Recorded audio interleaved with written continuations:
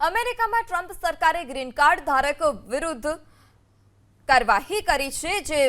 જે વેન્સ છે તેઓનું નિવેદન સામે આવ્યું હતું ત્યારે હવે ગ્રીન કાર્ડ જે વૃદ્ધો છે તેઓને નિશાન બનાવવાનું શરૂ કરવામાં આવ્યું। ભારતમાં વેકેશન ગાડી પરત ફરનારા વૃદ્ધાને ગ્રીન કાર્ડ પાછું અપાવવા ધમકાવાયા છે અને તેઓની અટકાયતની ધમકી પણ આપી હોય તે પ્રકારના અહેવાલ સામે આવ્યા। ઇમિગ્રેશન એટર્નીઓના દાવા છે કે અમેરિકામાં હવે ઇમિગ્રેશન અધિકારીઓ ભારતમાં વિન્ટર વેકેશન ગાડીને પરત ફરનારા ગ્રીન કાર્ડ ધારક વૃદ્ધને ખાસ લક્ષ્યાંક બનાવાયા છે। તેઓને ઘણી વખત અમેરિકામાં રહેવા માટે જરૂરી 180 દિવસ થતા નથી અને જેને કારણે તેઓ અમેરિકાના ગ્રીન કાર્ડ વિભાગના લક્ષ્યાંક પર છે।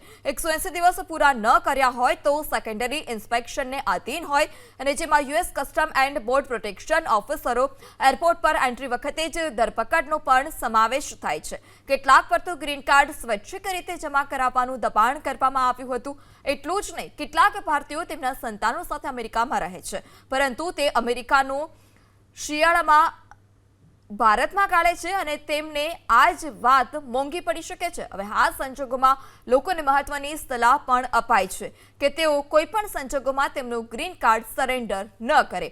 ગ્રીન કાર્ડ ધારક પાસે અધિકાર છે કે તેની સુનાવણી ઇમિગ્રેશન જજ દ્વારા થાય અને તેઓએ જો એરપોર્ટ પર તેમનું કાર્ડ સરેન્ડર ન કર્યું હોય તો તેમને સુનાવણીમાં ફાયદો થઈ શકે છે। આ ઉપરાંત કોઈ પણ વ્યક્તિ અમેરિકામાં 1 વર્ષ સુધી હાજર ન રહે તો તેણે ગ્રીન કાર્ડ છોડી દીધાનું માનવામાં આવે છે।